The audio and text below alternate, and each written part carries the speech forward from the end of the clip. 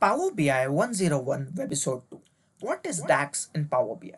In Power BI Data Analysis Expressions, DAX is a formula language used to create custom calculations, measures, and calculated columns within our data model.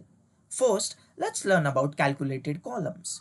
A calculated column is a new column added to our table in our data model that derives its values from a DAX formula, calculated row by row and stored in the model.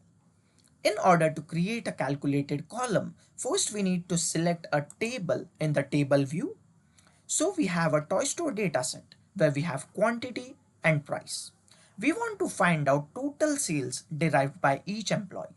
Our formula will be quantity into price. So click on new column. Then you need to name the column. Enter the DAX formula and click on confirm. In this way we have created a calculated column. In the next video, we will learn about calculated measures.